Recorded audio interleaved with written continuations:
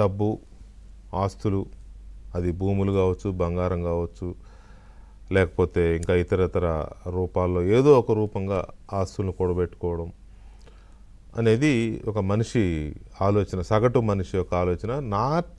సగటు మనిషి మాత్రమే కాదు, వేల కోట్లు సంపాదించిన వాళ్ళు కూడా ఇంకా ఎలా పెరగాలి, ప్రపంచ కుబేరుల్లో మనం నంబర్ 1కి ఎలా వెళ్ళాలి. ఇప్పుడు ఎలాన్ మస్క్ ఉన్నాడు, వాళ్ళ డేటా ప్రకారం ఎలాన్ మస్క్ ఉన్నాడు నంబర్ 1 పొజిషన్లో. సో అట్లా మొన్నటిదాకా వారెన్ బఫెట్ ఉండేవాడు ఆయన. ఈ ఆశకి అంతం లేదు. అలాగని వాళ్ళు ఏదో ఓవర్ నైట్ అయిపోయారు, కష్టపడకుండా అయిపోయారని కాదు. ఒక్కొక్కళ్ళు ఒక్కొక్క రూపంలో కష్టపడ్డారు. ఇట్స్ డిఫరెంట్ సబ్జెక్ట్, నేను దాంట్లోకి వెళ్ళడం లేదు. కానీ మనకి ప్రస్తుతం బంగారం ధరలు పెరుగుతున్నాయి.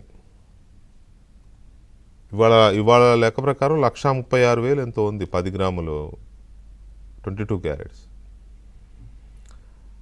వాళ్ళు చెప్తున్న దాని ప్రకారం ఏంటంటే, ఎక్స్పర్ట్స్ చెప్తున్న దాని ప్రకారం త్వరలో 2 లక్షలు టచ్ అవుతుంది by end of this year అని అంటున్నారు. అది ఒక ఆందోళనకర పరిణామం. ఎవరికి ఆందోళనకర పరిణామం అంటే, డబ్బులుండి బంగారం కొని బంగారంతో వ్యాపారం చేసేవాళ్ళు, ట్రేడింగ్ చేసేవాళ్ళు, అదొక అసెట్ లాగా దాచుకునేవాళ్ళు, వాళ్ళకి ఆందోళన ఏం కాదు, వాళ్ళకి ఆనందం. మధ్యతరగతి, దిగువ మధ్యతరగతి, పేద వర్గాలకి ఆందోళనకరం. ఎందుకంటే ఏ పెళ్ళో ఏ శుభకార్యం ఉంటే ఒక అరకాసో కాసో కొనుక్కోవాలంటే వాళ్ళకి ఆందోళన. మనం బంగారంతోనే ఇలా చేస్తూ ఉంటే, మన పొరుగున ఉన్న ఏ దేశాల్లోనూ లేనంత పెట్రోల్ డీజిల్ ధరలు మన దగ్గర ఉన్నాయి. మరి ఎందుకు భారతదేశంలోనే పెట్రోల్ డీజిల్ ధరలు ఎందుకు? పాకిస్తాన్లో మనకంటే తక్కువ, బంగ్లాదేశ్లో మనకంటే తక్కువ. అవన్నీ విఫల రాజ్యాలు, లేదా చాలా రకాలుగా మాట్లాడుకుంటాం వాటిని. కానీ అక్కడ మనకంటే తక్కువ ఉంది. కారణాలు ఏంటనేది నేను మాట్లాడడంలా. ఇక అన్నిటికంటే అత్యంత భయంకరమైన అంశం ఏంటంటే, భారతదేశంలో పొదుపు మనస్తత్వం చాలా ఎక్కువ. ఒక రకంగా మనల్ని కాపాడుతున్నది కూడా అదే. ప్రపంచం ఆర్థిక సంక్షోభంలో చిక్కుకున్నప్పుడు కూడా, రెసిషన్లో చిక్కుకున్నప్పుడు కూడా భారతదేశం నిలబడడానికి తట్టుకొని కారణం ఏంటి అంటే ఈ పొదుపు మనస్తత్వం.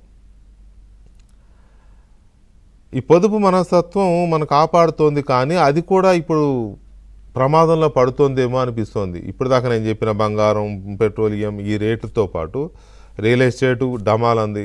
రియల్ ఎస్టేట్ లేదు. నాకు ఇవాళే తెలిసింది, హైదరాబాద్లో అనుకుంటున్నాం మనం, ఆంధ్రప్రదేశ్లో కూడా రియల్ ఎస్టేట్ చాలా దారుణంగా ఉందంట పరిస్థితి. సో ఇది ఒక పరిస్థితి. వీటన్నిటికీ మనం డాలర్ డ్రీమ్స్ అని, మనం ఎప్పుడు డాలర్ల గురించి కలలు కంటూ ఉంటారు మన వాళ్ళు. అమెరికా డాలర్లు ఉండాలి, అమెరికా డాలర్లు సంపాదించాలి, మన పిల్లలు వెళ్ళాలి, అక్కడ చదవాలి, అక్కడ ఉద్యోగాలు చేయాలి, డాలర్లు సంపాదించాలి, ఆ డాలర్లు సంపాదిస్తే ఇక్కడ రూపాయలు ఎక్కువ వస్తాయి. ఇది కదా. అంటే అమెరికాలో డాలర్లు సంపాదిస్తే ఆ డాలర్లు మన పిల్లలు ఇండియాకు పంపిస్తే ఇక్కడ రూపాయల్లో ఎక్కువ వస్తుంది. ఇది మన తప్పలేదు, ఇది మన ఆలోచన, అది వాస్తవం కూడా. అయితే అలా ఆలోచించే వాళ్ళ ఆశలని ఇంకా పెంచుతోంది డాలర్, రూపీ. డాలర్ కాదు, రూపీ అనాలి. కానీ దేశ ఆర్థిక వ్యవస్థకే ప్రశ్నార్థకంగా మారుతోంది ఈ రూపాయి పతనం. ఎంత దారుణంగా పతనం అవుతుందంటే, స్పీడ్గా పతనం అవుతుంది. ఇవాళ అమెరికా ఒక డాలర్ తీసుకుంటే మనం 91 రూపాయలు ఇండియా రూపాయలు వస్తాయి. ఎవరైనా అక్కడ నుంచి ఒక డాలర్ తెచ్చుకుంటే ఇండియాకి, ఆ డాలర్ని ఎయిర్పోర్ట్లో దిగ్గానే అక్కడ ఇస్తే 91 రూపాయలు ఇస్తారు. అదే ఎక్స్చేంజ్ ఛార్జెస్ ఏది తీసుకుంటారు, రూపాయి 2 రూపాయలు. ఒరిజినల్గా 91 రూపాయి 17 పైసలు. మొన్నటికి ఇవాళకి రూపాయి తేడా వచ్చేసింది. మరి రేపు ఎంత ఉంటుందో, ఎల్లుండి ఎంత ఉంటుందో, పెరగడమే తప్ప తగ్గడం అనేది లేదు. ఇది ఎవరికి మంచి అంటే, ఏదో 100లో 1 2 అమెరికా వెళ్ళి సంపాదించుకునే వాళ్ళకి ఏమన్నా ఆనందం, కానీ 99 మందికి నష్టమే కదా.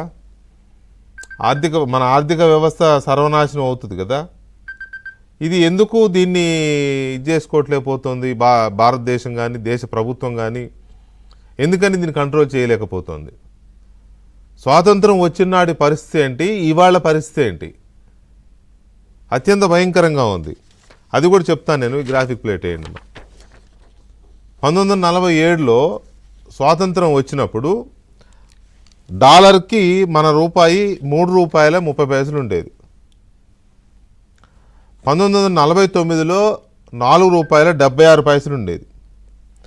66లో ₹7.50, 75లో ₹8.39, 80లో ₹6.61. ఇక్కడ నుంచి చూడండి, 1980లో ₹6.61గా ఉన్న డాలరు రూపాయి వేరియేషను 1990 అంటే 10 సంవత్సరాలకి ₹17 అయింది. అంటే ఒక్కసారిగా ₹11 పతనమైంది. 1990లో ₹17 ఉంటే 2000 సంవత్సరానికి వచ్చేసరికి అత్యంత దారుణంగా ₹44 పతనమైంది. అంటే సుమారుగా ₹23. ఒక్కసారిగా 10 ఏళ్లలో ₹23 పతనమైంది. ఏంటిది? ఎందుకు దేశ ఆర్థిక వ్యవస్థ ఇంత చిన్నాభిన్నమైంది అనేది అర్థం చేసుకోవాల్సిన అవసరం ఉంది. 2000 నుంచి 2005 వరకు మళ్ళీ ₹43.50 వెళ్ళింది. కొద్దిగా స్లోగా పతనమైంది. పతనమే, కాస్త స్లోగా పతనం.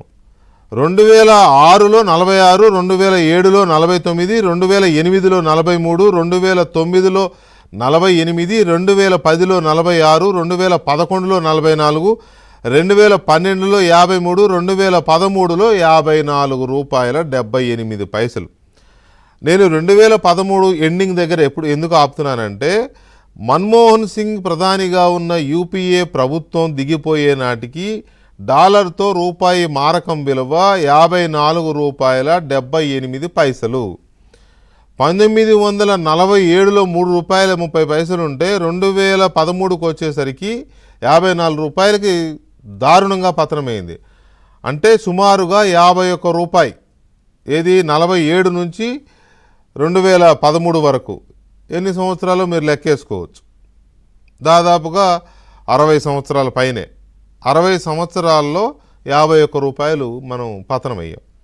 ఇక అక్కడి నుంచి మొదలైందండి. 2013లో ₹54 ఉంటే 2014లో అప్పటికి మోడీ గారి గవర్నమెంట్ వచ్చింది.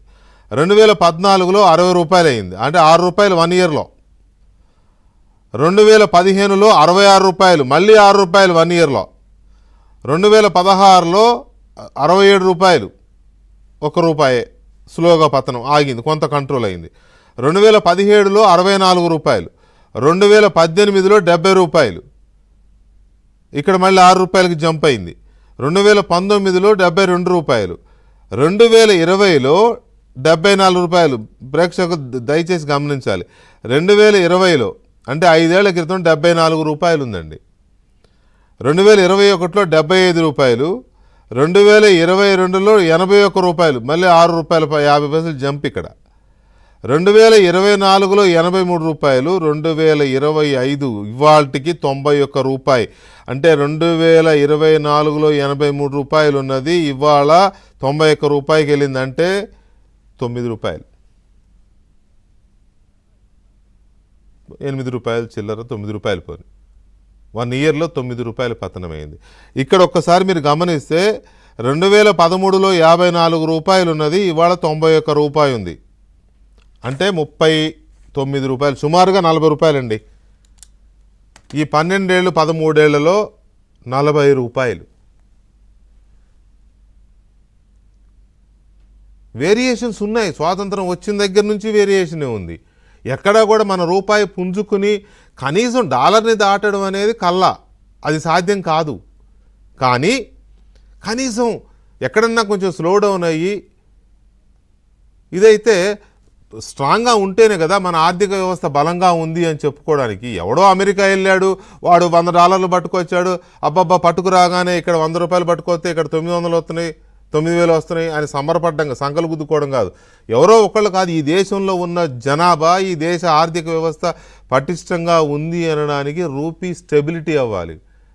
రూపాయి బతుకు ఖల్లాస్ అవ్వకూడదు కదా. ఎంత దారుణంగా ఉంటుంది అంటే, ఒక ఎగ్జాంపుల్, బంగారం ధరలు పెరుగుతాయి, పెట్రోలియం ధరలు పెరుగుతాయి, పెట్రోలియం ధరలు పెరిగితే దాని భారం ఎంత మీద పెట్రోలు డీజిల్ వాడే సామాన్య మానవుల మీద పడుతుంది. పెట్రోలు డీజిల్ ధరలు పెరిగితే రవాణా ఛార్జీలు పెరుగుతాయి. లారీల వాళ్ళు కిరాయిలు పెంచేస్తారు.